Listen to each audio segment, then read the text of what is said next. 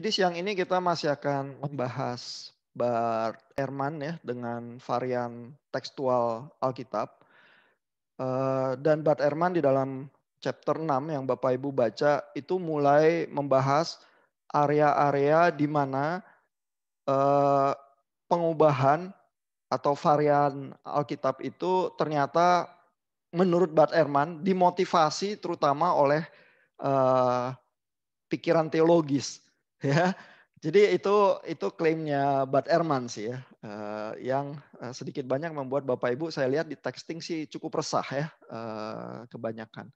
Nah saya tuh ingin menunjukkan ya beberapa bagian, saya ingin kasih lihat teks aslinya sih supaya Bapak-bapak Ibu bisa membayangkannya sebenarnya apa sih yang kita hadapi begitu ya. Dan di di internet ada yang library yang memberikan teks-teks aslinya ya. Ini CSNTM, Center for the Study of New Testament Manuscript. Ini manuskrip-manuskrip kuno ada di sini semua ya.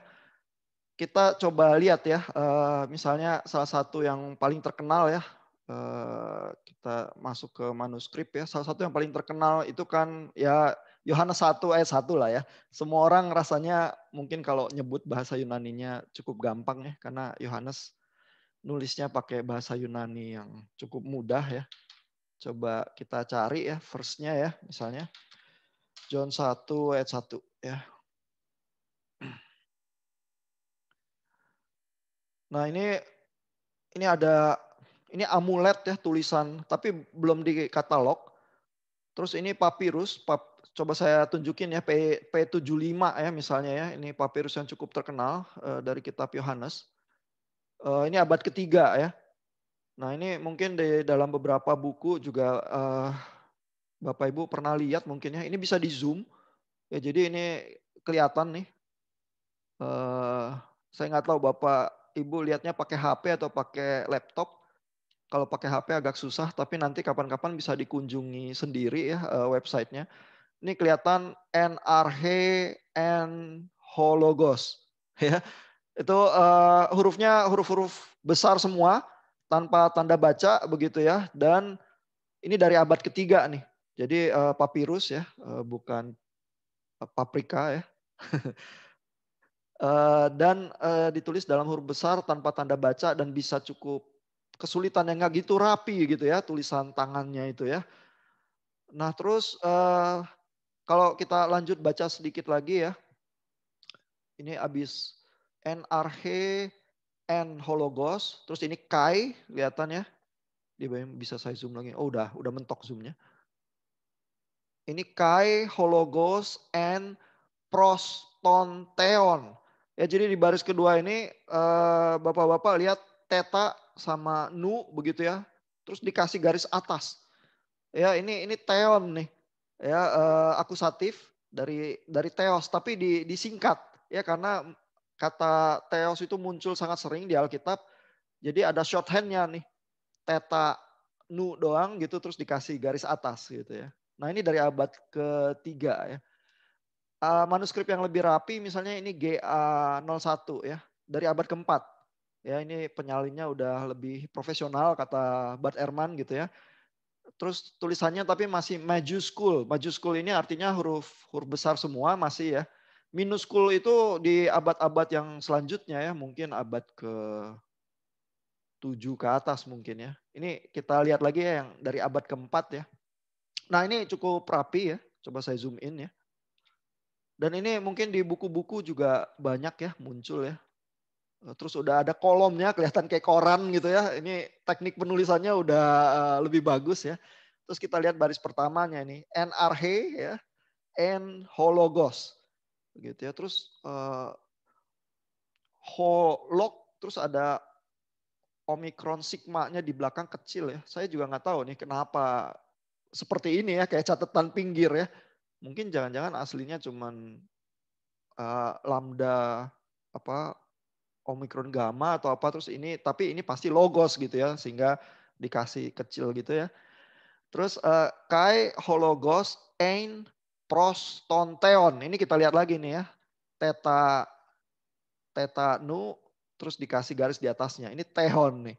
Ya, tapi nggak ada spasi, nggak ada tanda baca gitu ya. Oh ini susah ini ya. Terus kalau kita lanjutin nih kai teos ya, ini juga disingkat ya, theta sigma dikasih atasnya. Kai teos and hologos. Ini apa ya? Harus lihat di teks Yunani yang lebih gampang dibaca nih. Tos and wah ini mulai susah ya terbacanya ya. Kita bisa cek di apa misalnya Bible Works atau apa sih. Tapi kalimat pertamanya aja kelihatannya nggak mudah ya. Maka yang saya pengen tunjukin adalah karena ada kayak shorthand seperti ini ya, disingkat-singkat ya. Bapak Ibu bisa bayangkan Bart Ehrman itu bilang di chapter 6, kata yang itu dirubah jadi Allah. Ya, itu di dalam bahasa Indonesia kan dua kata yang sangat berbeda ya, yang dan Allah ya. Tetapi kalau Bapak Ibu lihat bahasa Yunaninya, yang itu sebenarnya adalah host. Ya, jadi omikron sigma terus dikasih tanda hembus ya. Nah, itu kalau sama theos yang disingkat ya, theta sigma terus dikasih atas itu mirip banget. Gitu ya. Jadi bisa juga di dalam penyalinan itulah host itu jadi theos begitu ya. Karena ya ada singkatan dua hurufnya juga untuk theos begitu ya. Tetapi juga kalau kita bayangkan ya, host itu kan kata ganti. Kata ganti apa? Nominatif ya untuk Allah. Host itu untuk maskulin ya. Tapi berarti si ahli Tauratnya bisa bilang, oh host di sini mengacu kepada Allah. Saya perjelas saja, ya jadi theos gitu ya. Sehingga itu tuh perubahan yang semacam itu ya, karena tulisannya juga dekat ya, bisa juga salah lihat ya.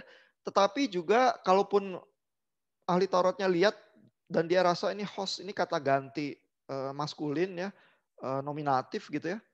Dia menerangkan apa sebenarnya? Oh, tampaknya dia menerangkan theos, terus dia lebih pertajam di situ, dia rubah hostnya jadi theos gitu ya. Tanpa ada maksud konflik of interest apa-apa gitu ya, karena yang dihadapi oleh dia adalah manuskrip-manuskrip yang semacam ini.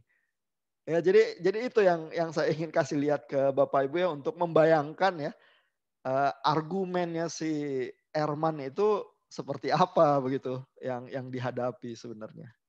Ya. Nah,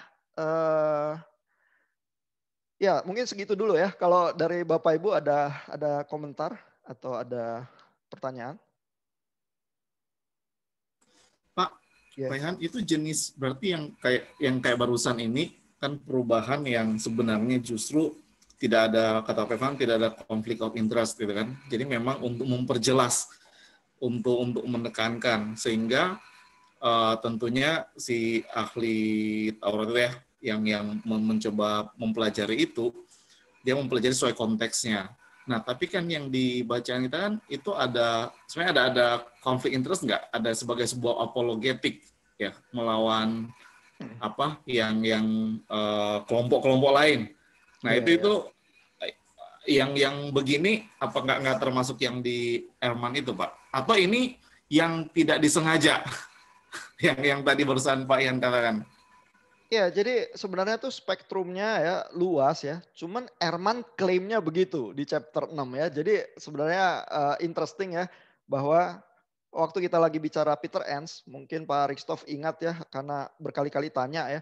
Sebenarnya historiografi itu seperti apa sih ya? Apakah itu fakta atau interpretasi terhadap fakta?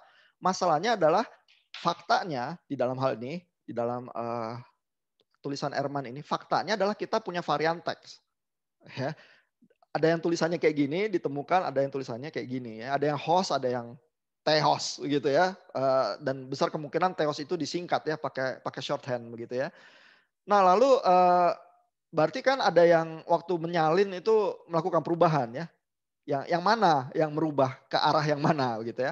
Prinsipnya harder reading ya. Mungkin yang host itu yang lebih asli karena kemungkinan ahli Tauratnya berani memperjelas ya, tetapi tidak berani menggeser ke arah yang lebih tidak jelas ya. Jadi asumsinya, hipotesisnya seperti itu. Nah, apakah itu dilandasi oleh beban teologis tertentu? Dia mau mengklaim ya posisi teologis tertentu di dalam dia menyalin atau enggak? Sebenarnya dari sisi bahwa ada varian ya nggak tahu kita. Tapi Ehrman mengklaim begitu. Tentu bisa ada klaim yang lain ya. Klaim yang lain ya bahwa tulisan Hos sama Theos itu memang dekat ya, sehingga melakukan kesalahan yang semacam itu ya mungkin jauh lebih mudah daripada yang kita bayangkan misalnya di dalam bahasa Indonesia ya, yang menjadi Allah begitu misalnya ya, atau dalam bahasa Inggris ya. Dalam bahasa Yunani apalagi di dalam teks yang semacam itu ya, yang seperti Bapak Ibu lihat barusan, melakukan perubahan kecil semacam itu tuh jauh lebih gampang terjadi ya. Jadi bisa juga itu kesalahan ya. Nah, tapi katakanlah bukan kesalahan ya. Bisa jadi si ahli Tauratnya merasa bahwa yang itu memang menjelaskan teos kok. Saya perjelas aja begitu ya. Dan siapa tahu di manuskrip yang sebelumnya ini udah agak burem gitu ya. Karena kan kalau sampai disalin ulang berarti yang ini memang mau dimusnahkan ya, karena udah mulai lapuk begitu ya atau apa ya. Terus dia lihat oh mungkin ini sesuatu yang kayak Omikron ini sebenarnya teta kali ya. Dan ini apa garis di tengah tetanya itu udah mulai luntur gitu ya. Ya udah saya pertegas ya. Jadi bisa macam-macam. Hanya klaimnya Ehrman adalah dia membangun hipotesis itu. Ya. Nah, masalahnya dengan historiografi adalah kita tuh nggak pernah berhadapan dengan fakta telanjang ya. Fakta telanjangnya itu selalu disajikan kepada kita sudah dengan narasi historiografinya. Ya. Cuman buat Bible scholars yang biasa baca teks manuskrip juga dan lain sebagainya ya, baca Ehrman ini nggak apa-apa ya. Memang itu yang kita hadapi ya, perubahan-perubahan semacam itu bisa bisa kita bayangkan gitu ya. Dan walaupun Ehrman klaimnya gitu ya, saya bisa punya klaim-klaim yang lain begitu ya terhadap fenomena itu. Fenomenanya adalah ada varian teks dan varian teksnya seperti itu. Saya tunjukin lagi ya bagian lain ya, yang misalnya dari Lukas ya. Saya tunjukin dari Bible Works aja lah ya. Bahasa Yunaninya lebih gampang di kelihatan ya. Tapi nanti manuskrip aslinya bisa juga kita coba lihat ya kalau apa Bapak-bapak penasaran. Sebentar. Saya harus buka Bible Works saya dulu nih.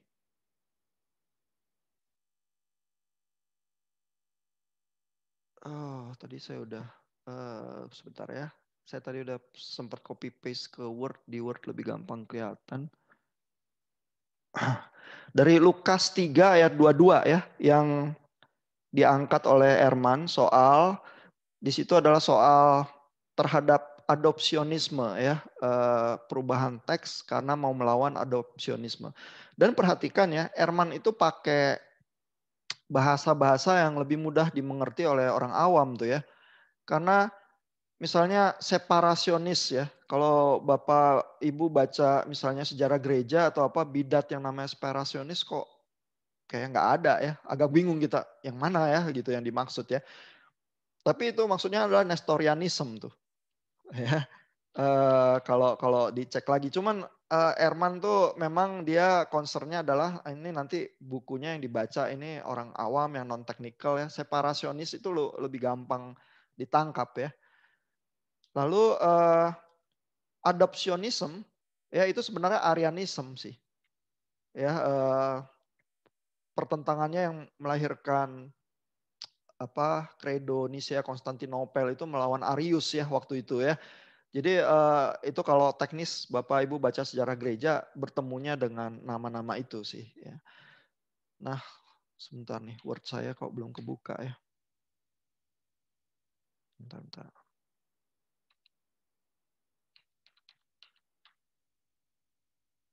Nah ini ya. Sebentar saya share.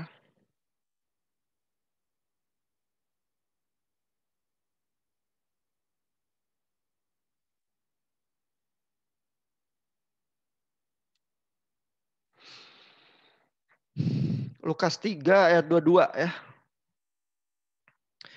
Ini saya copy paste dari Bibleworks ya. Jadi kalau Bapak Ibu punya Bibleworks bisa cek sendiri juga ya. Argumennya Bart Ehrman ya adalah kata yang di sini ya, you are my beloved son ya. Ini terjemahan ESV.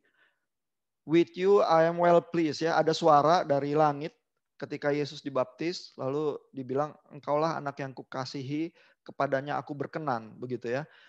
Nah, kalau di bahasa Inggris ya nggak ada tuh fenomena yang seperti dibilang Erman ya, bahwa katanya yang di sini itu adalah pada hari inilah engkau dilahirkan. Kan gitu ya klaimnya Bart Ehrman ya, kalau Bapak Ibu ingat ya.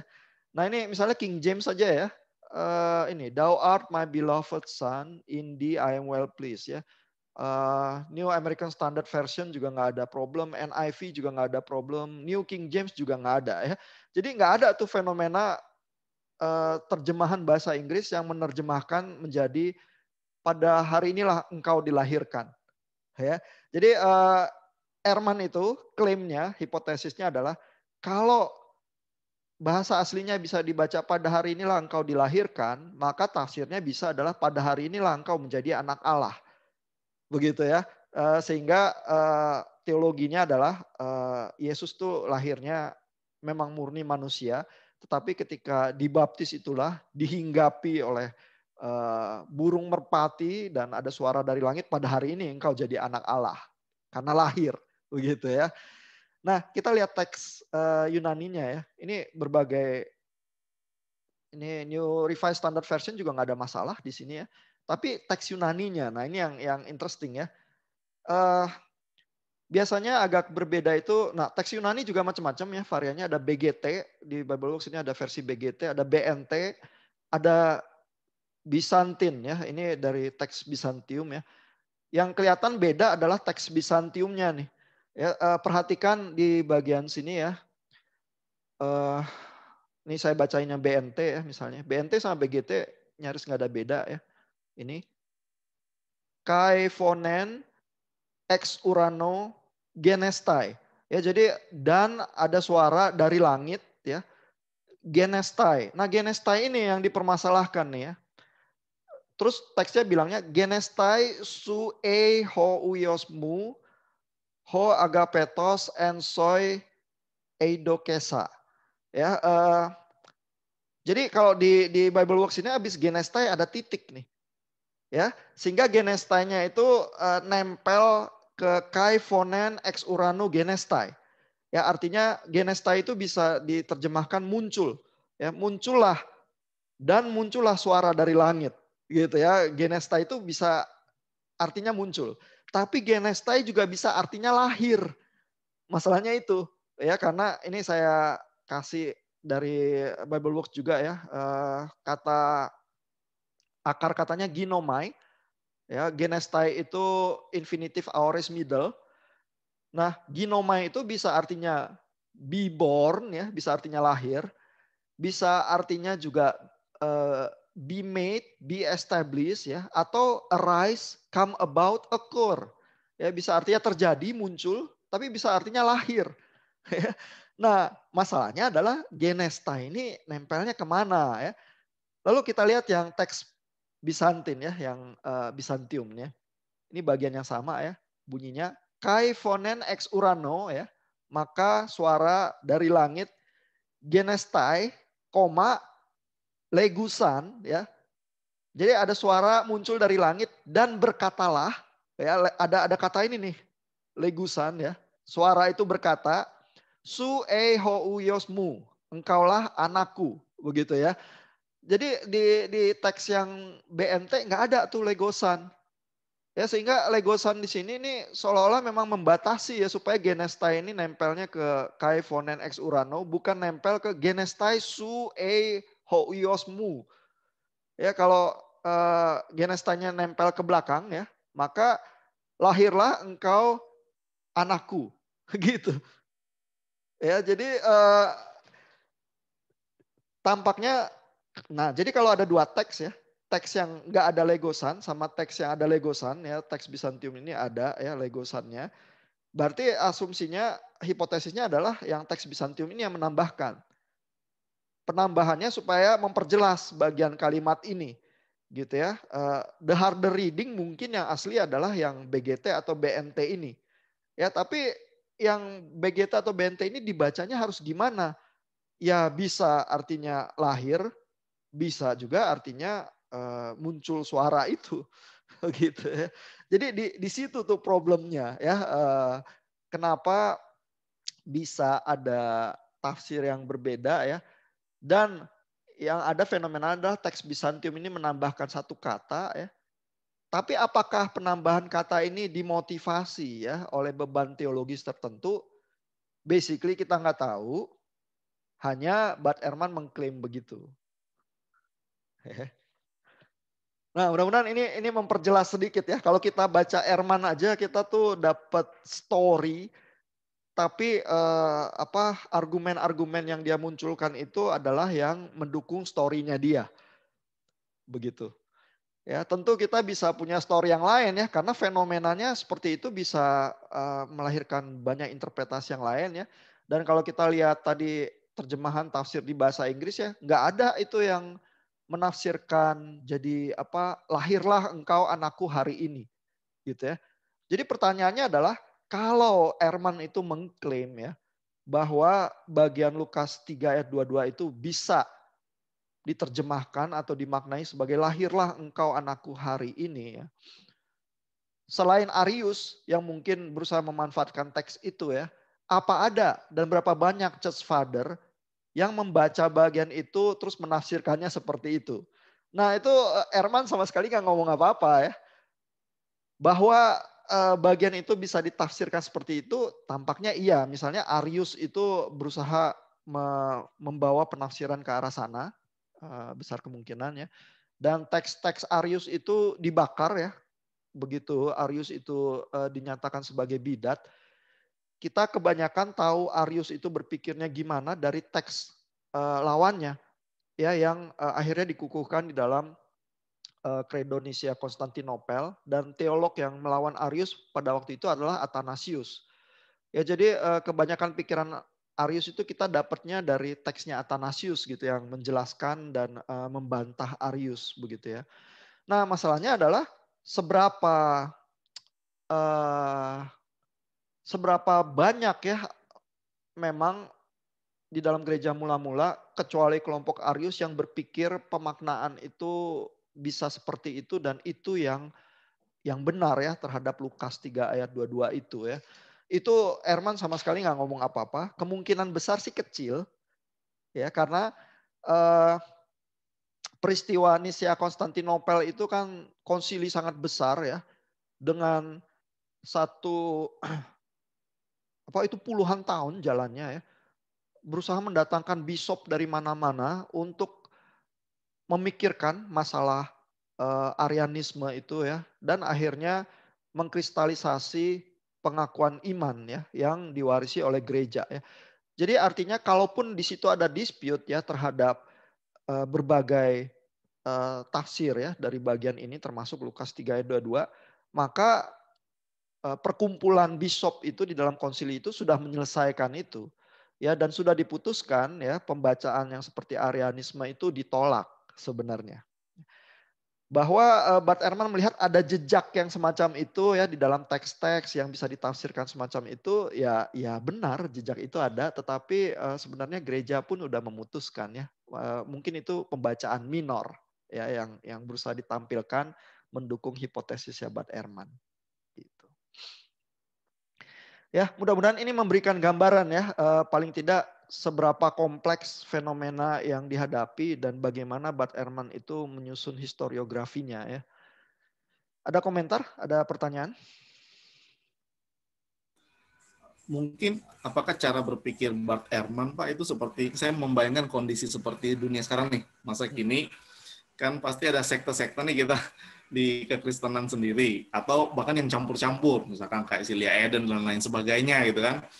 Dan taruhlah mereka menafsirkan Alkitab ya, menafsirkan Alkitab juga sama-sama. Nah, buat kita di masa sekarang itu kan kecil, yang begini-begini itu kecil dan tidak berpengaruh.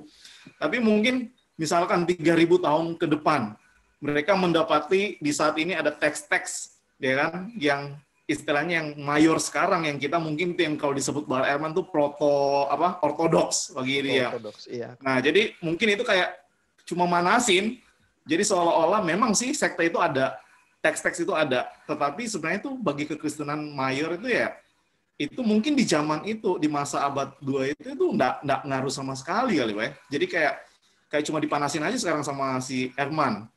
Apakah bisa begitu nggak ya, Pak? Ya? Kemungkinan-kemungkinannya. Iya, jadi sebenarnya buat Bible scholars yang fasih ya dan baca teks-teks asli juga begitu ya. Ya tulisan Bart Ehrman dan hipotesisnya itu adalah semacam latihan akademis yang cukup menantang ya, karena Ehrman ini loh hipotesisnya bisa ini gitu ya. Ya udah memang bisa ya, tapi saya bisa punya hipotesis yang lain ya, tinggal yang mana yang lebih meyakinkan ya. Sama seperti ajang-ajang perdebatan kita di haiku itu ya, itu latihan akademis biasa aja.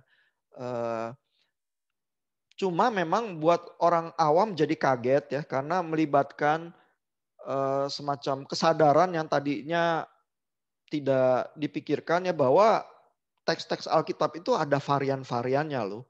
Ya, dan varian-varian itu ternyata bisa ya terkait dengan tafsir teologis tertentu. Ya, dan Ehrman itu mendorong lebih keras lagi, bilang bahwa tafsir teologis itulah yang menjadi motivator utama pengubahan ayat-ayat tertentu, terutama di chapter 6 ini. Ya, dia akan dorong lagi ke arah sono ya, lebih keras ya hipotesisnya ya. Nah, sejauh kalau memang bahwa ada teks varian dan bahwa teks varian bisa terkait tafsir yang berbeda dan lain sebagainya, itu sih semua teolog juga ya oke, memang begitu ya. Kita berteologi kan memang berdasarkan teks, dan teks itulah yang kita olah menjadi teologi kita gitu ya. Masalahnya kapan itu fakta mulai melompat jadi hipotesis ya. Nah, di situ itu yang tricky ya, dan Bart Ehrman kan memang lihai ya. Dia terlatih sekali ya di Princeton begitu ya. Orang-orang yang bisa melihat bahwa kapan dia mulai sulapnya itu ya, dan kapan posisi itu bisa diperdebatkan ya, itu yang sama-sama mendalami teks-teks Yunani juga ya. Salah satunya Daniel Wells yang Bapak Ibu akan baca minggu depan sih ya.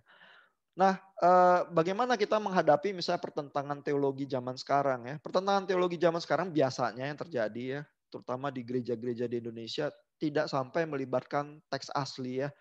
Karena perlu kerja keras ya baca itu manuskrip asli yang dari abad keempat atau abad ke-5 itu tadi yang Bapak Ibu lihat ya. Kita baca Bible Works aja udah kesulitan ya. Padahal itu udah dirapihin pakai tanda baca, tanda hembus dan lain sebagainya. Apalagi yang manuskrip asli gitu ya. Jadi butuh kerja keras. Nah, jadi biasanya sih kita tuh bertengkarnya faktor terjemahan ya. Karena LAI waktu terjemahin ke bahasa Indonesia mungkin pilih kata tertentu yang punya konotasi tertentu ya. Jadi biasanya kalau kita bertengkar tuh di daerah yang sangat permukaan sih.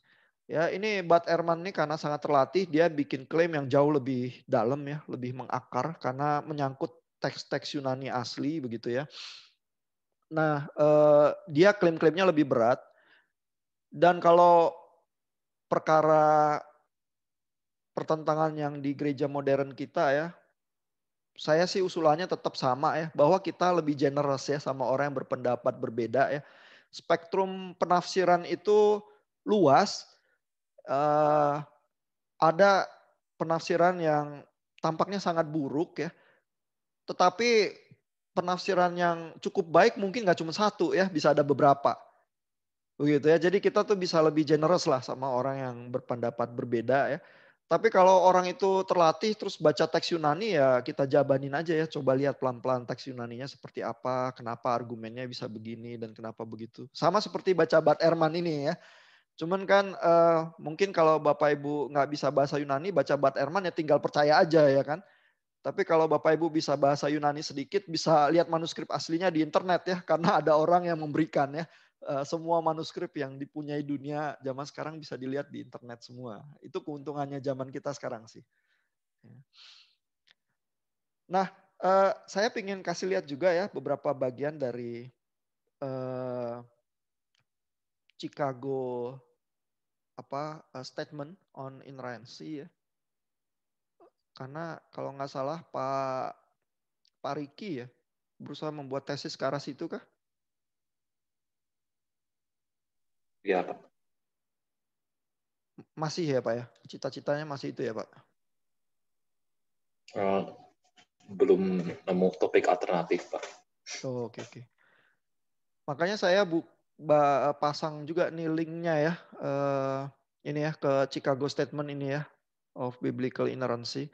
Kita lihat beberapa artikel dari statement itu ya. Dan coba kita renungkan sedikit ya. Bagian mana yang terancam oleh Bart Ehrman misalnya ya. Nah ini Chicago Statement cukup panjang ya. Ininya dokumennya ya. Ini 8 halaman di versi yang ini ya. Terus lalu kalau kita lihat misalnya artikel pertama ya. Artikel pertama tuh sangat tidak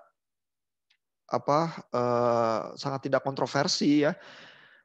We affirm that the Holy Scriptures are to be received as the authoritative word of God ya. Jadi bahwa Alkitab itu berotoritas. Nah, seberapa jauh Ehrman menerima itu agak rahasia ya. Karena mungkin dia memang secara persona di depan umum memposisikan diri sebagai seorang agnostik ya. Karena di YouTube ada wawancaranya ditanya, kamu tuh percaya atau enggak sih? Ya saya agnostik. Gitu ya. Tapi agnostik kan bisa ditangkap sebagai ya saya nggak mau bilang ya atau tidak ya. Karena dengan demikian bukunya lebih laku sih. Nah, tapi yang ini otoritas Alkitab misalnya kayak Peter Enns ya nggak menyanggah bagian ini ya. Dia menerima ya otoritas Alkitab. Terus artikel kedua ya. We affirm that scriptures are the supreme written norm by which God binds the conscience and that the authority of the church is subordinate to that of scripture. Ya, jadi artikel kedua ini concernnya adalah jangan sampai otoritas gereja apapun bentuknya ya, kepausan ya waktu zaman reformasi misalnya atau sekarang ya pendeta besar atau apa ya, itu mengklaim sesuatu itu otoritasnya bisa lebih tinggi dari Alkitab. Nah, itu artikel kedua tuh. Ya, sebenarnya para reformator memaknai sola scriptura ya itu ya, tidak ada otoritas yang lebih tinggi daripada Alkitab. Cuma kan masalahnya Alkitab selalu butuh tafsir ya, di situ yang jadi rumit ya pemahaman kita. Nah lalu artikel ketiga juga nggak kontroversial sih ya. We affirm that the written word is its entirety is revelation given by God ya. Jadi diwahyukan secara keseluruhan. Ya. Ini masih oke lah. Kebanyakan orang nggak mempermasalahkan ini ya. Lalu yang keempat juga malah membuka ruang untuk pemahaman yang akomodasi ya. Jadi sebenarnya Peter Enns juga nggak ada masalah ya dengan ini ya. We affirm that God who made mankind in his image has used language as a means of revelation ya. Jadi pewahyuan itu memakai bahasa manusia ya, bukan bahasa yang tidak dimengerti oleh manusia ya atau matematika atau apa ya, yang enggak gitu ya. Jadi pakai bahasa manusia yang sehari-hari yang bisa dipahami ya. Lalu Bapak Ibu perhatikan juga di Chicago Statement ada kalimat lawannya ya. Kalimat lawan yang sebenarnya sama isinya artikel 4 cuman dikatakan secara negatif. Ya, jadi we deny that human language is so limited by our creatureliness that it is rendered inadequate as a vehicle for divine revelation. Ya, jadi kita membantah bahwa bahasa manusia itu terbatas karena ciptaan ya dan tidak cukup untuk sarana pewahyuan gitu ya. Jadi dibantah. Bahasa manusia cukup untuk mengkomunikasikan wahyu Allah. Begitu ya. Jadi di agama Kristen juga kita nggak ada semacam pikiran bahwa bahasa Yunani itu bahasa yang lebih divine atau apa. Ya enggak ya, diterjemahin ke bahasa Indonesia itu pun tetap Alkitab dan itu tetap wahyu Allah gitu ya. Lalu artikel kelima, we affirm that God's revelations in the Holy Scriptures was progressive. Nah, ini bahkan ada bagian yang bilang bahwa Alkitab itu progresif ya. Tetapi bagian negatifnya bilang memang tidak ada lagi juga wahyu-wahyu yang diberikan hari ini dan seterusnya. Ini masih masih nggak terlalu banyak masalah. Yang dipermasalahkan artikel ke-6 nih. Ya, dan itu juga muncul di dalam chapter 2-nya Ehrman ya. Artikel ke-6 ini bunyinya adalah we affirm that the whole scripture and all its parts down to the very words of the original were given by divine inspiration. Ya, jadi artikel ke-6 ini bilang Alkitab dan seluruh bagiannya sampai kepada setiap katanya di dalam manuskrip yang asli adalah diwahyukan. Nah, itu yang mungkin jadi terganggu ya oleh buku seperti bukunya Bart Ehrman ya, karena sekarang kalau kata host itu sama theos, kita di berbagai manuskrip bisa lain gitu misalnya ya. Lalu ada manuskrip yang ada kata legosannya, ada yang enggak begitu ya. Nah, lantas bagaimana artikel 6 itu ya di dalam Chicago Statement of Biblical Inerrancy itu ya. Pada kenyataannya kita memang ada varian-varian itu ya di dalam teks ya. Nah, artikel 6 itu bilangnya teks asli. Pada kenyataannya kita nggak punya teks asli. Yang kita punya adalah teks kopi. Ya, banyak kopinya. Dan bagian-bagian dari teks kopi itu ada pasti yang lebih dekat kepada teks asli. Ya, tapi yang mana yang lebih dekat persoalan interpretasi. Ya, misalnya pakai prinsip the harder reading itu ya, misalnya ya. Yang lebih sulit pemaknaannya ada kemungkinan itu yang lebih asli karena pasti ahli Taurat itu menghaluskan, bukan membuat ke arah yang lebih sulit begitu ya. Nah, jadi lantas apa artikel 6 itu nggak ada gunanya ya buat pemahaman kita terhadap Alkitab ya, atau artikel ke-6 itu menuntut ya sesuatu yang bahkan di dalam bayangan penulis Alkitab sendiri itu Alkitab nggak kayak sampai seperti itu. Itu memang artefak pemikiran modern kita ya. Misalnya Peter Enns akan berusaha bilang ke arah situ. Ya, ignorance itu problematis ya, dan kalau kita membaca teks kuno sebagai teks kuno konsekuen ya, ya mungkin tidak berfungsi seperti Chicago Statement ya, terutama artikel ke-6 itu. Ya, dan apakah Paulus waktu pakai amanuensis itu kata per kata dia tuntut dari sekretarisnya, kamu harus tulis kata per kata seperti yang saya mau begitu ya? Apa iya begitu kita juga nggak tahu, begitu ya.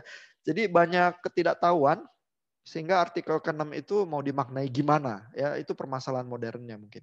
Yang Bapak Ibu itu bisa ya berusaha angkat jadi skripsi atau tesis kalau mau. Bisa berusaha membandingkan pikiran Peter Enns, Ehrman, atau dari kalangan yang biblical inerrancy banyak ya. Teolog-teolog yang dari kubu reform juga banyak. Jadi bisa dipilih sih, dibandingkan pikirannya ya. Lalu coba diambil kesimpulan ya, sebenarnya tantangannya kita tuh di mana yang kita harus cermati gitu.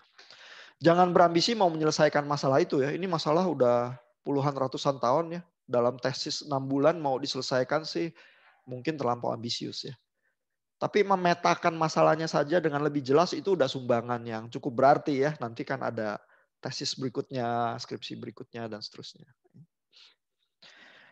Oke, ada pertanyaan sejauh ini dulu dari Bapak Ibu?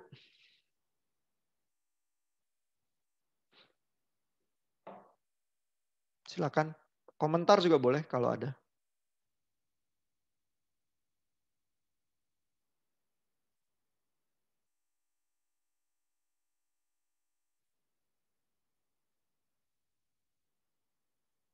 Nggak ada ya, masih aman ya. Jadi tambah suka atau tambah nggak suka sama Bart Ehrman?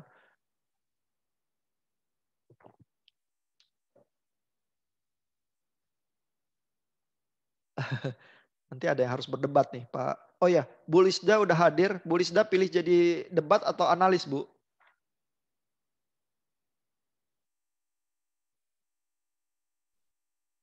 Setelah pikir panjang sih Pak, pengen beristirahat dulu jadi analis aja, boleh nggak Pak? Oh udah, ya itu udah kita duga sih Bu. Jadi yang debat Pak Charles sama Pak Regen dan yang servis Pak Regen. Jadi nanti saya buka ruang debatnya, terus nanti malam kita bisa lihat servisnya dari Pak Regen ya. Oke, thank you Bu Lisda. Nah, saya kalau baca Bart Ehrman ya, saya tuh cukup senang ya, karena dia cukup detail ya. Even kalaupun kita bisa mencermati bagian-bagian yang dia overclaim ya, tetapi dia banyak sumbangannya ya terhadap pemahaman kita lebih baik terhadap Alkitab ya. Even di dalam chapter 6 ini yang Bapak Ibu mungkin cukup resah ya waktu membaca ya. Bapak Ibu tuh sebenarnya disajikan church history ya, dalam hal bahwa di dalam church history kita ada paham seperti Arianism, Nestorianism begitu ya. Ada paham-paham itu dan ada ayat-ayat Alkitab yang terkait di dalam perdebatan itu. Dan Bart Ehrman tuh menyajikan ya dengan cukup detail ya sampai ke teks aslinya ya, dan sedikit buku yang melakukan project semacam itu ya. Perkara Bapak Ibu setuju atau tidak dengan hipotesisnya itu tentu tergantung keahlian Bapak Ibu melihatnya ya. Bisa jadi kalau kurang banyak baca langsung terganggu, nggak setuju tapi nggak bisa tahu juga gimana nggak setujunya gitu ya. Nah, tapi biar bagaimanapun Bart Ehrman tuh mendidik ya, karena menyajikan sejarah gereja buat kita di dalam teks-teksnya dia ya. Saya ingin tunjukin lagi bagian-bagian beberapa ya yang mungkin Bart Ehrman tuh memberikan sumbangan ya, walaupun kurang disadari oleh banyak pembacanya ya, yang langsung sering masuk ke polemiknya terus nggak bisa keluar lagi ya, terus kesel sama Ehrman gitu misalnya ya. Bagian ini udah saya tunjukkan ya di grup WA ya minggu lalu ya. Bagian yang ini tuh Ehrman sebenarnya tampaknya meyakini atau paling tidak familiar ya dengan Chicago Statement itu ya. Dia bilang bahwa meskipun kita tidak bisa 100% yakin tentang apa yang ingin kita capai ya, karena tidak ada naskah asli begitu ya. Tetapi setidaknya kita bisa yakin bahwa semua manuskrip yang masih ada disalin dari manuskrip-manuskrip lain, yang mana manuskrip itu sendiri disalin dari manuskrip yang lain, dan bahwa setidaknya kita bisa kembali ke bagian tertua dan terawal dari tradisi penyalinan itu bagi setiap buku perjanjian baru. Ya ini outlook yang cukup optimis ya, bahwa iya sih kita nggak punya sih naskah yang original ya. Tapi setiap salinan yang kita punya bisa kita perdebatkan atau kita urut ya ke bagian yang lebih tua dan lebih dekat ya, dan pasti nanti ada yang cukup dekat ya dengan naskah aslinya walaupun kita nggak punya naskah aslinya gitu ya. Jadi ini klaimnya optimis ya. Cuman memang Ehrman juga kadang berusaha provokatif gitu ya. Dan kelihatan dia familiar ya dengan Chicago Statement ya, karena dia kuliah juga di seminari evangelical tadi sebelum masuk Princeton ya. Saya ingin kasih lihat juga misalnya bagian dari kitab Markus itu ya, yang tambahan kitab Markus ya. Ini ada pembahasannya, tapi di bagian terakhir ya, waktu menutup bagian ini misalnya Ehrman tuh bilang, ini ya. Jadi Ehrman dia mencermati ciri khas kitab Markus ya, yang banyak orang awam atau mungkin seminarian juga ya, yang kalau baca Injil lewat gitu aja gitu ya. Dia misalnya bilangnya bahwa salah satu ciri khas kitab Markus adalah Tuhan Yesus itu suka melarang ya orang lain itu untuk menceritakan ya tentang dirinya ya. Itu ada technical terms-nya namanya messianic secret ya. Misalnya di halaman sebelumnya ini Ehrman tuh menulis ini ya di bagian bawah ini. Ups. Nah ini ya. Jadi ada pola-pola yang di sepanjang Injil Markus ya. Murid-murid selalu tidak paham ya. Beda dengan Injil-Injil lainnya, murid-murid kok kalau di Matius tampaknya lebih paham Yesus. Di Markus tuh nggak paham-paham ya. Dan bukan cuman nggak paham ya. Yesus juga kalau orang itu bertemu dengan Yesus terus memahami dia, Yesus malah melarang ya. Kamu jangan cerita-cerita gitu ya. Ini di bagian bawah dari halaman Ini halaman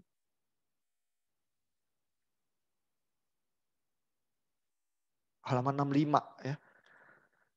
Itu ada bagian di mana Messianic Secret itu ya, Yesus tuh melarang menceritakan tentang dirinya ya, dan orang-orang tetap cerita ya.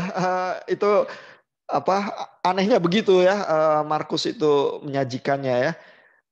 Nah, para wanita di makam yang diperintahkan untuk bercerita itu juga tidak memedulikan perintah itu, tapi ironisnya mereka malah diam saja begitu ya. Jadi kalau yang di makam itu yang keluar karena takut, itu bagian terakhirnya kitab Markus, itu disuruh cerita ke murid-murid yang lain, tapi malah diam, terus kitabnya berakhir begitu ya.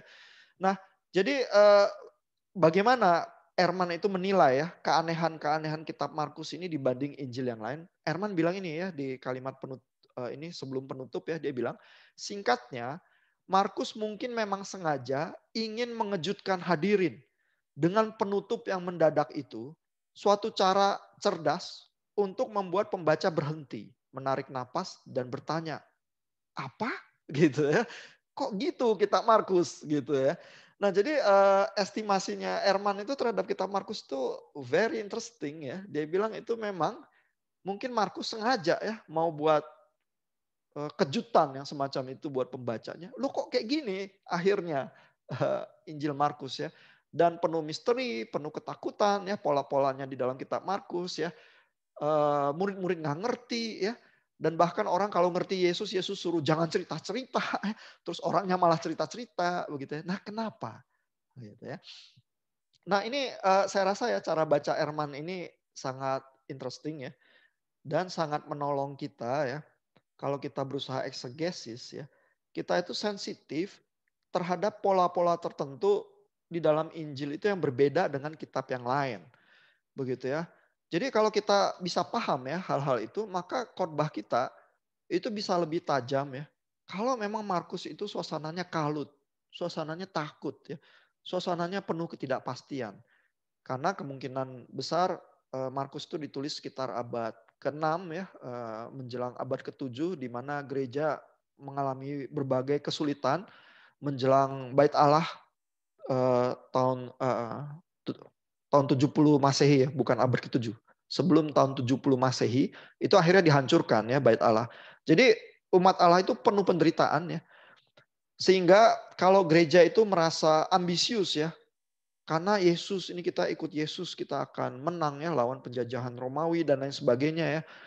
Kamu mungkin nggak mengerti ya misterinya Kristus itu ya, karena Kristus datang adalah untuk menderita dan untuk disalib.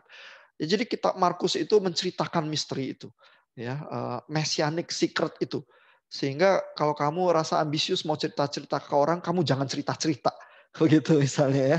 Nah, jadi nuansa itu tuh tipikal sekali Markus gitu ya. Nah, kalau Bapak Ibu mengkhotbahkan bagian itu, terus memahami ya ciri khas Markus ya, jangan-jangan Bapak Ibu itu bisa berkhotbah lebih dekat ya dengan nuansa yang memang sengaja ingin dihadirkan Markus kepada penulisnya gitu ya. Dan saya rasa sangat manis ya kalau pengkhotbah itu baca biblical itu dengan sangat detail ya dan bisa menggemakan lagi ya seperti sedekat mungkin ya kepada teks Alkitab yang kita gunakan di dalam pelayanan itu ya. Karena seringnya kita baca Alkitab itu cenderung lebih selebor ya.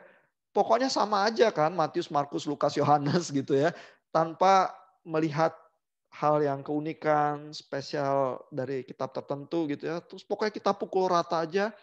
Terus sementara itu kita khotbah kemungkinan besar eisegesis ya. Memasukkan saja pikiran kita ke dalam pemahaman kitab-kitab itu karena ciri khas kitab itu kita kurang nangkep. Dan Ehrman itu menolong kita ya menangkap hal-hal itu ya. Even di dalam chapter 6 itu, waktu dia bahas kitab Lukas, dan bagian itu yang bisa dipahami sebagai Arianisme itu kan dia menceritakan ya. Kitab Lukas itu ciri khasnya sebenarnya berbeda ya dari Markus ya. Yesus itu lebih tenang, Yesus itu lebih menguasai keadaan begitu ya. Kok tiba-tiba ada bagian yang Yesus itu berdoa sampai mengucurkan darah. Ya, kalau Bapak Ibu lihat di Bible Works misalnya teks yang BGT dan BNT itu bagian itu tambahan ya dalam kurung, Tapi teks yang Bizantium itu ada bagian mengucurkan darah itu. Jadi memang ada varian teks itu, ada teks yang bagian itu ada teks Yunani yang bagian itu nggak ada. Ya.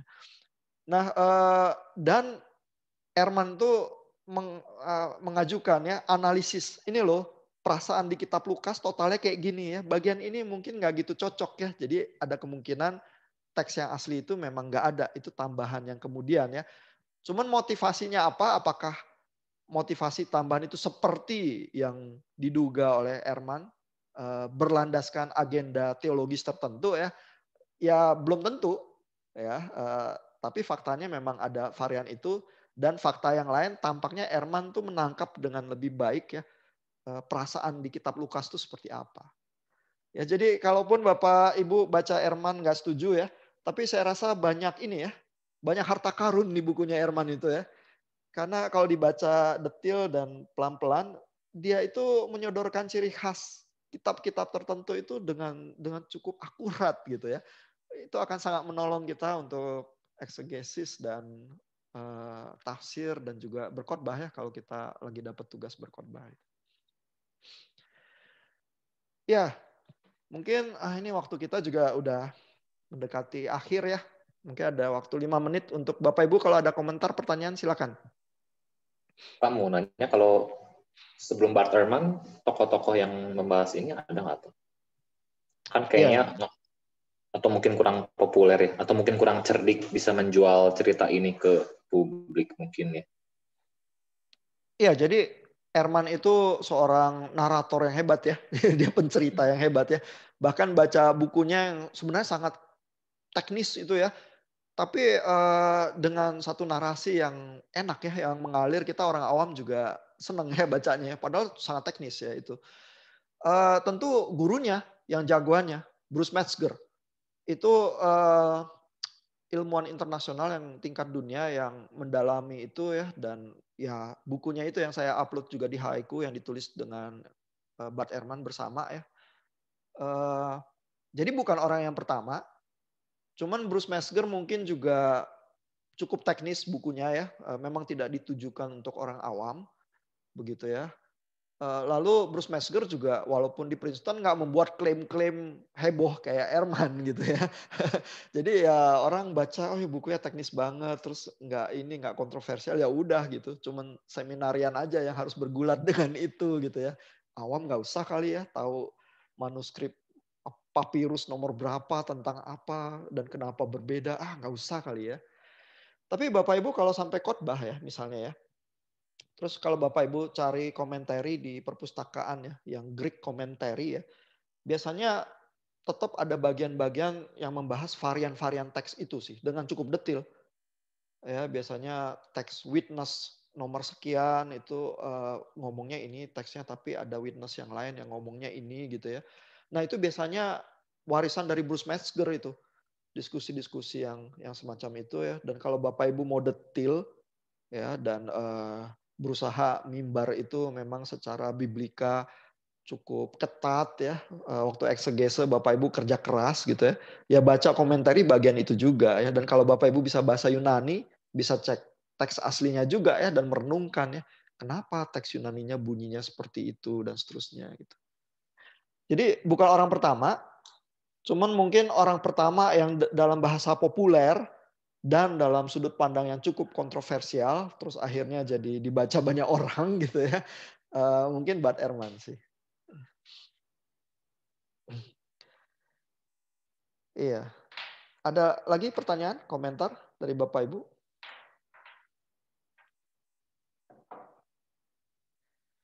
Jadi teman saya waktu kuliah di Amerika ya, dia orang Korea, dia tuh bilang Bart Ehrman itu mungkin orang Kristen yang sembunyi-sembunyi itu, dia katanya gitu.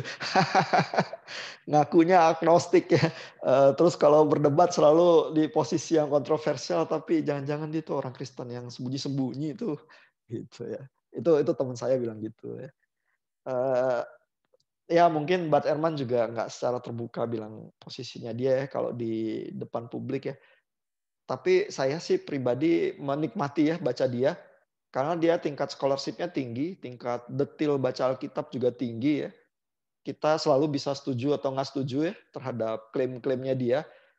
Tapi detil-detil Alkitab yang dia sajikan, seringkali dasarnya itu kuat gitu. Cuman tafsirnya apa ya kita pikir sama gitu ya. Sehingga baca dia itu kita jadi familiar ya dengan detil-detil varian teks itu yang paling penting yang ada dari warisan Bruce Metzger itu. Kalau bapak-bapak bukan bapak gereja, bapak reformator mah mereka hidup sebelum mengetahui varian-varian berarti apa ya? Iya Pak, jadi itu Calvin. ya itu 500 tahun yang lalu ya Pak ya. Jadi jauh ya. Kita itu tunggu kayak teks-teks terakhir itu ditemukannya mungkin sih 200 tahun terakhir ya. Jadi begitu ditemukan sampai kita bisa analisis ya dan disajikan ke publik dengan terbuka seperti sekarang di internet gitu ya. Semua orang bisa lihat manuskrip aslinya, baca aja sendiri kalau nggak percaya gitu misalnya ya. Itu butuh waktu ya, puluhan tahun ya. Ya Bruce Metzger itu kan gurunya Ehrman itu cuman beda satu angkatan ya sama Bart Ehrman ya. Jadi masih dalam 100 tahun terakhir ya. Kita tuh menikmati ya banyak hal yang di dalam perkembangan teologi dan biblika yang terakhir yang tidak dinikmati oleh reformator. Tapi reformator punya tantangan mereka sendiri ya. Lalu mereka juga di dalam revolusi industri juga dan revolusi Renaissance ya yang menjadi bahan bakar mereka juga untuk melakukan reformasi sebenarnya. Ada mesin cetak yang bisa tiba-tiba memperbanyak Alkitab ya. Terus kalau Luther terjemahin ke bahasa Jerman, tahu-tahu semua orang Jerman bisa baca, nggak harus bahasa Latin gitu ya. Itu akses langsung ya ke teks yang zaman dulu itu kemewahan dan orang nggak punya gitu ya. Sekarang kita punya akses langsung ke bahasa Yunaninya ya, kalau mau kuat-kuatan baca ya di internet gitu ya. Kita di dalam revolusi yang berikutnya, tapi tantangan-tantangan kita beda. Sehingga kita tuh nggak boleh berhenti berteologi sih, kita harus melanjutkan ya tradisi semper reformata itu yang sudah dimulai oleh para reformator. Ada komentar lagi atau pertanyaan?